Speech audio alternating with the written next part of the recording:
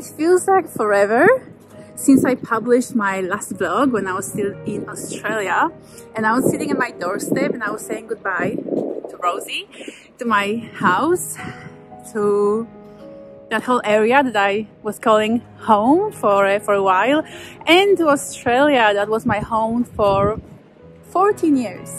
Oh my god, I absolutely did not appreciate just how deeply Australia would become embedded in myself, in my heart, in my psyche, in my mind, in my soul, in my energy. You know, oh my god, that day, it feels like that day when I was leaving my house, and every day after that I had to keep breaking my own heart in order to keep convincing myself that this is the right way to go, that this is the right move, that I should leave Australia and go back to Europe. Because the truth is, I am absolutely torn. Like, my heart is completely torn between Europe and Australia. And to have spent the last 14 years of my life in one place, in Australia, in that amazing country where the quality of life and mentality is just so incredibly amazing and suits me so well, and I made so many friends there and I know so many people there, you know, it just turned out much harder to do, to leave all of that behind than I anticipated. I actually do have a traveler's soul. I live to travel, so every time I plan a new trip, you know, I get so excited that I get a bit maybe disconnected from my reality and, you know, the true values of what's really important in my life. And that's why when I figured, oh my god, new adventure, going to Europe, it's gonna be so much fun. I'll be in a new place, I'll be able to travel all over Europe and go to all of these different countries that have been calling me for a while. Plus, I'll be so much closer to my family. Like, all of that got me so excited and so happy that I kind of disconnected from my love of Australia and of everything that Australia is and represents in my life.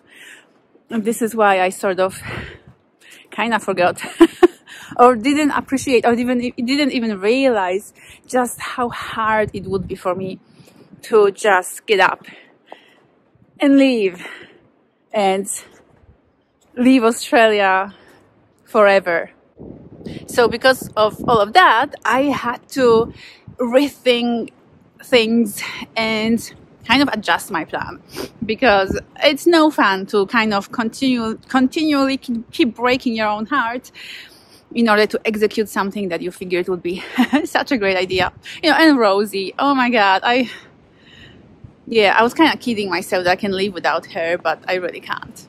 So there is a new plan right now that I'm working with, and the plan is to actually stay in Europe until September and then to go back to grab Rosie and to stay in Australia for another while. I'm kind of scared to even attempt to plan what that while would mean, because whenever I make plans, obviously, you know, they need to be readjusted, and the reality kicks in and shows me that, well, you can plan one thing, but what's actually gonna happen might be something very different. So I have 8 months in Europe. I am currently in Poland. I'm staying with my family, and I already also visited my extended family. There was a bit of a gathering on Sunday, yesterday. So, oh, was it Saturday? I think it was Saturday. Anyways, it was so much fun to meet some of my cousins and aunts and uncles. I enjoyed that very much, and it just reminded me the value of having family that you can actually spend time with, not only chat to over Zoom. And the fun thing about that was that even though I've been away from Poland for 18 years, first 4 years in Ireland and then 14 years in Australia, I didn't really lose the connection with my family, even with the extended family that I wasn't really seeing, you know, even when I was popping back to Poland every single time. I would see them sometimes, but not very often. So, you know, so I was kind of expecting that they might be sort of like strangers to me at this stage, but they really weren't, and they aren't. And so I've got this beautiful group of people here in Poland, and a bit sort of spread out all over Poland and Europe as well, that are my family and that I feel so close to, and that are close to my heart. They are my tribe, they are my community, they are my family, and I really cherish and treasure that.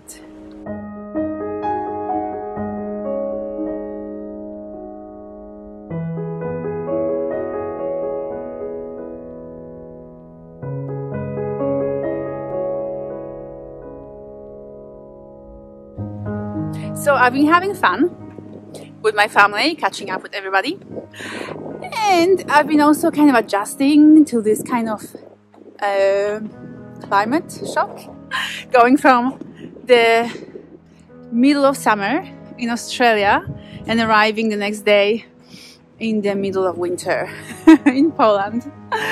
As you can see, Poland is covered with snow, and it was actually snowing earlier on this morning, so it's expected that the snow will still remain, you know, for another while.